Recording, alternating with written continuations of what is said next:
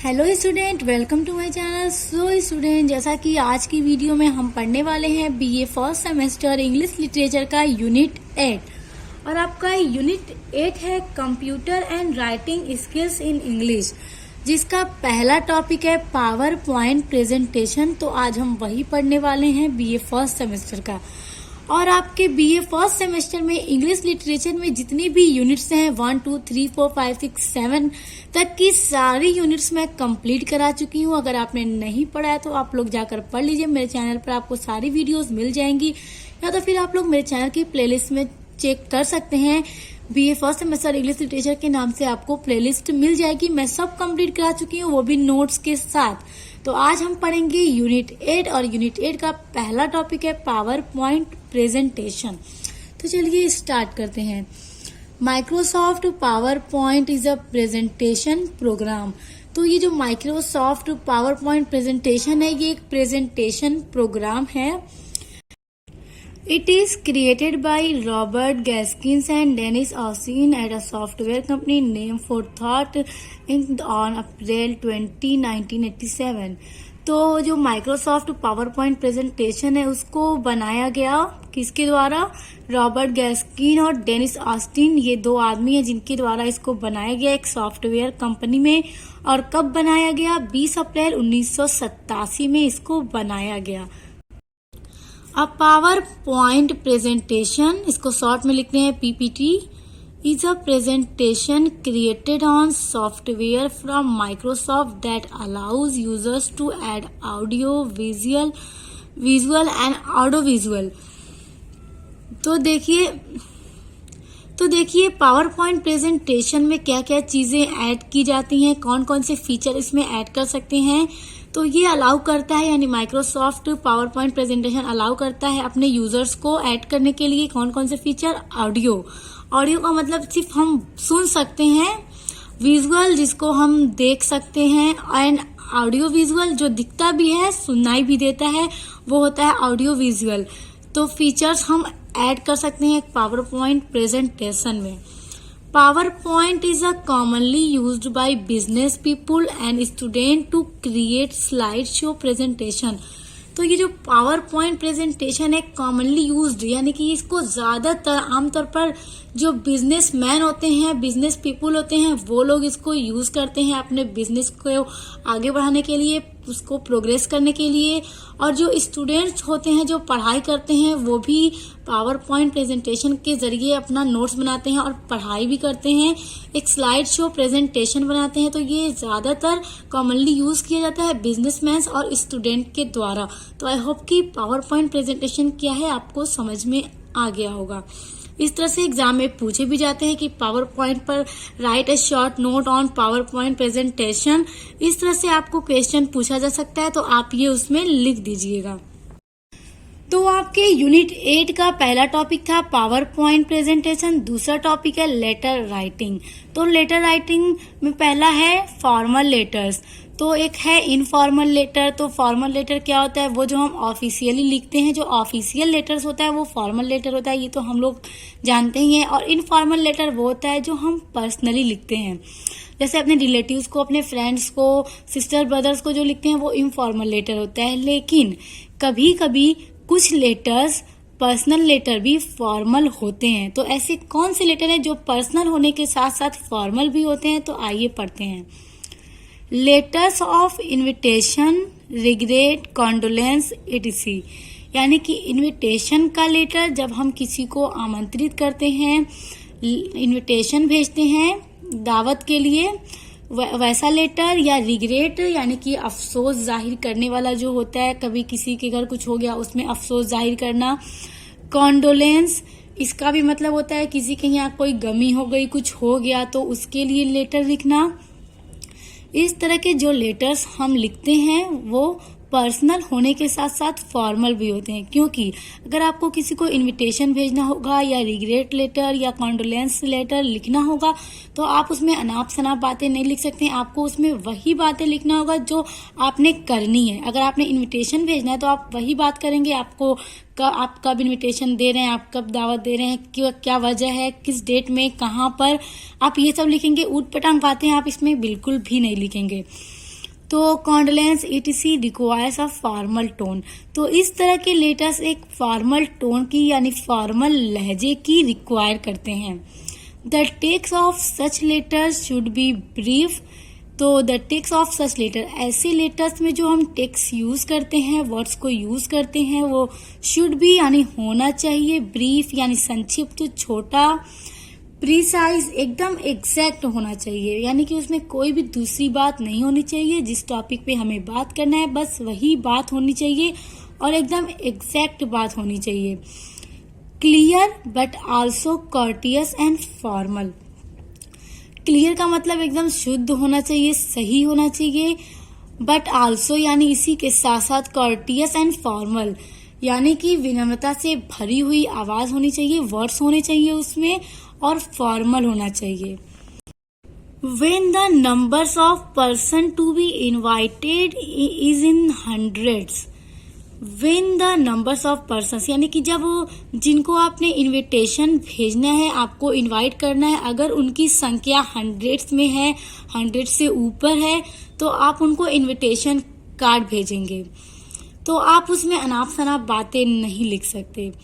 अगर आपको बस एक लोग को बुलाना है, अपने किसी भी दोस्त की दावत देना है, तो आप नॉर्मली उसे कॉल करके, मैसेज करके, क्योंकि फोन का जमाना हो गया, हर किसी के पास मोबाइल फोन होता है, तो मैसेज करके नॉर्मली बुला लेते हैं कि चलो आज शाम मेरे घर आ जाओ, तुम्हारी दावत है, खाने में ये बन रहा है। लेकिन अगर आपको 100, 200, 500 लोगों को दावत देनी है तो आप उसके लिए कार्ड भेजेंगे। A formal invitation card is send. तो देखिए, अ फॉर्मल यानी कि एक औपचारिक लेटर आप उनको भेजेंगे, एक फॉर्मल लेटर भेजेंगे इनविटेशन कार्ड का। In this letters of invitation salutation and complimentary close are totally done away and the sender's address is shifted. तो देखिए, इन दिस लेटर्स यानी ऐसे लेटर में सैल्यूटेशन एंड, सैल्यूटेशन वो होता है जब भी हम कोई लेटर शुरू करते हैं, कोई भी बात कहने से पहले हम लिखते हैं ना कि डियर, डियर लिख के जो भी आपको जिसको भी लेटर लिखना है हम उनका नाम लिखते हैं, एंड कॉम्प्लीमेंट्री क्लोज, और फिर लास्ट में हम लिखते हैं ना your faithfully, your truly friend, your sincerely, वो होता है complimentary close are totally done away, यानी कि इनको टोटली डन अवे, इनको छोड़ दिया जाता है। विद एंड और साथ में द सेंडर्स एड्रेस, और जिनको हमें लेटर भेजना है, सेंडर्स एड्रेस, जिन्हें हमें लेटर भेजना है, is shifted to the left side, उनका एड्रेस शिफ्ट कर दिया जाता है लेटर के लेफ्ट साइड में। तो ये होते हैं ऐसे लेटर्स जो पर्सनल होने के साथ साथ फॉर्मल भी होते हैं, क्योंकि आप ये लेटर्स जब भी किसी को इनविटेशन भेजेंगे तो आपके रिलेटिव्स होते हैं, आपके फ्रेंड्स ही होते हैं, मगर वो पर्सनल होने के साथ साथ फॉर्मल भी होते हैं। तो आगे चलिए एक इसका एग्जाम्पल भी देख लेते हैं।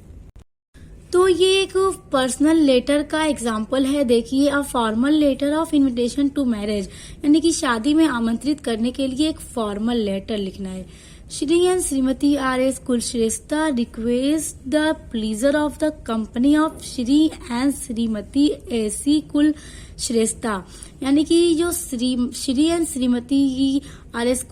कुलश्रेष्ठा हैं, वो रिक्वेस्ट करते हैं कि हमें आपके कंपनी की यानी आपके साथ की जरूरत है। किन की जरूरत है? Shri and Shrimati A.C. कुलश्रेष्ठा, ये होंगे कोई इनके रिलेटिव्स जो ये बुलाना चाहते हैं इनको at the wedding of their daughter, अपनी बेटी की शादी में उनको बुलाना चाहते हैं। मीरा, जो कि लड़की का नाम है मीरा, वो अपनी बेटी मीरा की शादी में इनको इनवाइट करते हैं। ऑन सितंबर 2022 या जो भी डेट है वो आप यहाँ पे लिखेंगे। At 9 PM at their residence, यानी कि ये कहते हैं कि आपके आने से हमें बहुत खुशी होगी, आपके साथ की जरूरत है, हमारे बेटी की शादी है, इस डेट में है, इस टाइम में है। यहाँ पे 108 मालविया कुंज आगरा, और ये उनका एड्रेस है कि आपको इस एड्रेस में आना है, हमारे घर हमारे बेटे की शादी है। तो देखिए, ये आमंत्रित करने के लिए अपने रिलेटिव्स के लिए ही लेटर था, मगर इसमें कोई भी अनाप शनाप बातें नहीं लिखी हैं, बस छोटा सा लेटर है जो बहुत ही छोटा है, ब्रीफ है, और इसमें सिर्फ वही बात की गई है कि हमारी बेटी की शादी है, इस डेट में है, ये हमारा एड्रेस है और आपको यहाँ पर आना है। तो आई होप कि आपको समझ में आ गया होगा कि कैसे कुछ पर्सनल लेटर फॉर्मल भी होते हैं। तो देखिए अभी हमने देखा फॉर्मल लेटर। तो फॉर्मल लेटर वही होता है यानी ऑफिशियल लेटर, मगर हमने ये देखा था कि कैसे कुछ पर्सनल लेटर फॉर्मल होते हैं। अब हम देखेंगे ऑफिशियल लेटर यानी कि फॉर्मल लेटर। ये फॉर्मेट ऑफ फॉर्मल लेटर, तो ये एक फॉर्मेट है फॉर्मल लेटर लिखने का। तो सबसे पहले आपको लेटर के राइट साइड में अपना एड्रेस लिखना है। जो भी लेटर को लिखने वाला है वो अपना एड्रेस यहाँ पे लिखेगा। यहाँ पे लिखा है रामघाट रोड, अलीगढ़, उत्तर प्रदेश। तो जो भी एड्रेस है आपको वो लिखना है। उसके नीचे आपको डेट लिखनी है जब आप लेटर लिख रहे हैं। तो डेट लिखने के बाद आप लिखेंगे रिसीवर्स एड्रेस, डॉक्टर बी.आर. अम्बेडकर यूनिवर्सिटी आगरा। यहाँ पे ये एड्रेस दिया हुआ है। तो आपको जिसे भेजना है उनका जो एड्रेस है वही आप यहाँ पर लिखेंगे। और स्टूडेंट एक बात ध्यान दीजिएगा, ये न्यू फॉर्मेट है और न्यू फॉर्मेट में भेजने वाले का, रिसीवर का, सबका एड्रेस लेफ्ट साइड अब लिखते हैं। पहले राइट साइड लिखा करते थे मगर सब चेंज हो गया है और अब सब लेफ्ट साइड हो गया। एक तरफ से सारा लेटर आपको लेफ्ट साइड से ही लिखना है। तो रिसीवर का एड्रेस लिखने के बाद उसके नीचे आपको लिखना है सब्जेक्ट। जिस सब्जेक्ट पर आप लेटर में लिखने वाले हैं, आपका क्या सब्जेक्ट है, क्या बात करनी है, आपको यहाँ पे डाल देना है। उसके बाद सब्जेक्ट लिखने के बाद आप लिखेंगे salutation, dear madam, dear sir, dear friend, जो भी है आपको जिसने भी लेटर लिखना है आप वो लिखेंगे। तो सैल्यूटेशन लिखने के बाद आप लिखेंगे बॉडी ऑफ द लेटर। तो बॉडी ऑफ द लेटर का मतलब वही है कि जो भी बात आप लेटर में लिखने वाले हैं, यहाँ से लेके यहाँ तक जो भी बात आप लिखेंगे वो हो जाएगा आपके बॉडी ऑफ द लेटर यानी लेटर का बॉडी। उसके बाद होगा subscription, your sincerely, your truly, your faithfully, जो भी है वो आप यहाँ पे लिखेंगे। उसको लिखने के बाद लिखेंगे नेम एंड डेजिग्नेशन यानी कि जो भी नाम है, राम मैनेजर, जो भी है आप वो लिखेंगे। तो स्टूडेंट देखिए ये तो एक लेटर का फॉर्मेट था जो कि आपको समझ में आ गया होगा कि लेटर लिखना कैसे, इसका फॉर्मेट क्या है। तो लेटर का फॉर्मेट तो आपको समझ में आ गया। उसके बाद एग्जाम में अगर पूछा जाएगा आपसे लेटर लिखने को तो उस पेपर में इंस्ट्रक्शन दिया होगा कि सपोज दैट आप एक मैनेजर हैं और आप उनको एक लेटर लिखिए और क्या किस चीज पर आपको लेटर लिखना है वो भी आपके क्वेश्चन में दे रखा होगा। बस आपको फॉर्मेट सही पता होना चाहिए। उसके बाद तो इंस्ट्रक्शन आपके क्वेश्चन में दिए होंगे, बस आपको फॉर्मेट याद रहेगा और आप उसको इजीली लिख लेंगे। सो स्टूडेंट देखिए हम फॉर्मल लेटर में पढ़ चुके कि उसका फॉर्मेट क्या था। अब उसी में हम देखेंगे एप्लीकेशन राइटिंग। तो देखिए स्टूडेंट एप्लीकेशन को भी आप फॉर्मल वे में ही होके लिखते हैं। तो देखिए यहाँ पे दे रहा है कि application for the post of a receptionist in Indian Airlines. तो यहाँ पे लिखना है आपको एप्लीकेशन इंडियन एयरलाइंस में रिसेप्शनिस्ट की पोस्ट के लिए एप्लीकेशन लिखना है। तो एग्जाम में आपसे क्वेश्चन इस तरह से पूछा जा सकता है कि right application for the post of clerk यानी कि बैंक में कलर की पोस्ट के लिए एप्लीकेशन लिखिए। कोई वैकेंसी है उसके लिए आप अप्लाई कीजिए तो आपको एप्लीकेशन लिखना पड़ेगा। तो देखिए आपको कैसे लिखना है, पीयूष शर्मा 75 अशोक नगर आगरा। तो यहाँ पे देखिए स्टूडेंट एड्रेस लिखा है लेफ्ट साइड में, सबसे ऊपर आपको एड्रेस लिखना है। तो एड्रेस किसका होगा, ये आपका एड्रेस होगा। उसके नीचे आप डेट लिखेंगे, जिस डेट में आप एप्लीकेशन लिख रहे हैं और भेजेंगे वो डेट आप यहाँ लिखेंगे। उसके बाद नीचे लिखेंगे द पर्सनल मैनेजर। तो देखिए अगर आपको जिस भी पोस्ट के लिए पूछा जाएगा, क्योंकि पेपर में जब क्वेश्चन पूछता है तो उसमें सारा दे रखा होता है कि आपको किस पोस्ट के लिए अप्लाई करना है और किनको आपको लिखना है, तो इसलिए इस बात को ध्यान रखिएगा। तो the personal manager Indian airline Santa cross airport Mumbai 13। तो ये उनका एड्रेस है जिनको हम लेटर भेज रहे हैं। किनको भेज रहे हैं, इंडियन एयरलाइंस के पर्सनल मैनेजर को लेटर भेज रहे हैं। तो ये उनका एड्रेस हो गया। तो ये भी स्टूडेंट ध्यान दीजिएगा लेफ्ट साइड में ही लिखना है। सारा फॉर्मेट चेंज हो गया है, सब कुछ अब लेफ्ट साइड में आ गया है। तो ऊपर पहले अपना एड्रेस, फिर जिनको भेज रहे हैं उनका नाम यानी फिर हम उनको लिखेंगे, उसके बाद उनका एड्रेस लिखेंगे, उसके बाद नीचे हम लिखेंगे सर या मैडम, जो भी है आप वो लिखेंगे। उसके बाद देखिए स्टूडेंट मान लीजिए कि पेपर में एक एडवर्टाइजमेंट निकला है कि आपको कलर की पोस्ट के लिए अप्लाई करना है और आप अप्लाई करना चाहते हैं, तो आप उसमें सबसे पहले ये लिखेंगे कि आपने किस पेपर में आपने एडवर्टाइजमेंट देखा था। देखिए with reference to your advertisement number 306 1015 10 in the Hindustan Times dated 18 अक्टूबर 2023। तो यहाँ पे दे रहा है कि विद द रेफरेंस, यानी आपका एडवर्टाइजमेंट था, एडवर्टाइजमेंट नंबर जो रहा होगा वो भी आपको यहाँ लिखना होगा। उसके बाद इन द हिंदुस्तान टाइम्स, यानी हिंदुस्तान टाइम्स में आपका एडवर्टाइजमेंट निकला था एक कलर की पोस्ट के लिए या एक मैनेजर की पोस्ट के लिए या रिसेप्शनिस्ट की पोस्ट के लिए, जिस भी पोस्ट के लिए निकला होगा और किस डेट में वो पेपर में निकला था उस डेट का नाम आपको यहाँ लिखना है। For the post of receptionist in Indian Airlines, तो देखिए इसी पोस्ट के लिए निकला था। I beg to apply for the vacancy, यानी मैं वैकेंसी के लिए अप्लाई कर रहा हूँ। Particular of my age, academic qualification and experience are as follow. उसके बाद आपको लिखना होगा नीचे कि मैं अपने एज का, अपनी जो मेरी क्वालिफिकेशन है, जो भी मैंने पढ़ाई की है और जो भी मेरा एक्सपीरियंस रहा है वो सबको मैं नीचे दे रहा हूँ। तो देखिए सबसे पहला पॉइंट आप क्या लिखेंगे, अपना एज लिखेंगे। आपकी एज कितनी है आपको यहाँ मेंशन करना है। उसके बाद जो आपकी डेट ऑफ बर्थ होगी यहाँ आप ब्रैकेट में अपनी डेट ऑफ बर्थ को मेंशन करेंगे। उसके बाद दूसरी हेडिंग आप डालेंगे एकेडमिक क्वालिफिकेशन। उसके बाद आप लिखेंगे, तो एकेडमिक क्वालिफिकेशन डालने के बाद आपकी जो भी क्वालिफिकेशन है, सबसे पहले हाई स्कूल, कि आपने हाई स्कूल कहाँ से पास किया, यानी किस बोर्ड से पास किया, यूपी बोर्ड से किया या किस बोर्ड से किया, आप वो लिखेंगे। उसके बाद किस सन में आपने किया, 2000 में किया, फर्स्ट डिवीजन के साथ आपने अपने हाई स्कूल को पास किया, वो भी यूपी बोर्ड से। उसके बाद आप लिखेंगे इंटरमीडिएट किया, किस बोर्ड से किया, यूपी बोर्ड से किया, किस सन में किया वो लिखना है, और किस डिवीजन से किया, आप परसेंटेज को भी अपने मेंशन कर सकते हैं।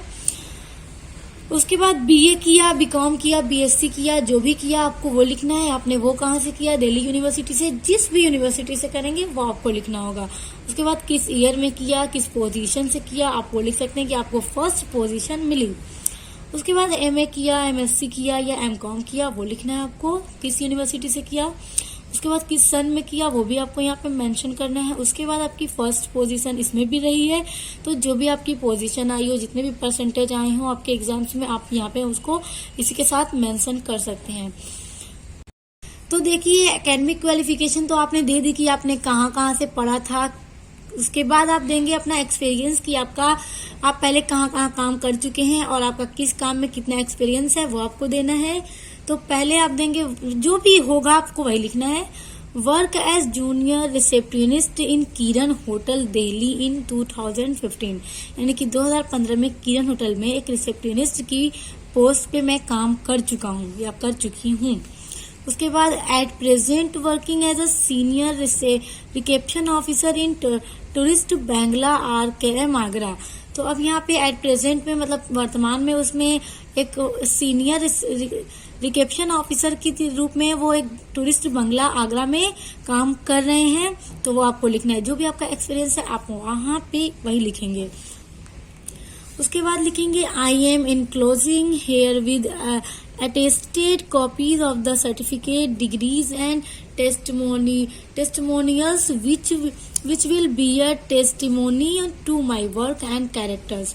तो स्टूडेंट ये आपको लिखना है। इसका मतलब ये हुआ कि मैं अपने सर्टिफिकेट को, अपनी डिग्रीज को, टेस्टिमोनियल्स को सब मैं अपना दे चुका हूँ ऊपर या दे चुकी हूँ, जिससे आपको मेरे वर्क यानी मेरे कार्यों का और मेरे कैरेक्टर का पता लग जाएगा। उसके बाद आप लिखेंगे लेफ्ट साइड में थैंकिंग यू योर फेथफुल्ली और सिंसियरली, जो भी आपने लिखना है, फिर अपना नाम यहाँ पे मेंशन करना है और आपकी एप्लीकेशन राइटिंग पूरी कंप्लीट हो जाएगी।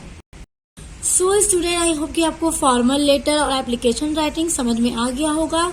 तो स्टूडेंट इसका नेक्स्ट पार्ट यानी कि इसी यूनिट का आपका हमने फॉर्मल तो पढ़ लिया, एप्लीकेशन राइटिंग पढ़ लिया, इनफॉर्मल लेटर हम नेक्स्ट वीडियो में पढ़ेंगे, यानी पार्ट 2 होगा वो हमारा वीडियो। तो अब मिलते हैं नेक्स्ट वीडियो के साथ।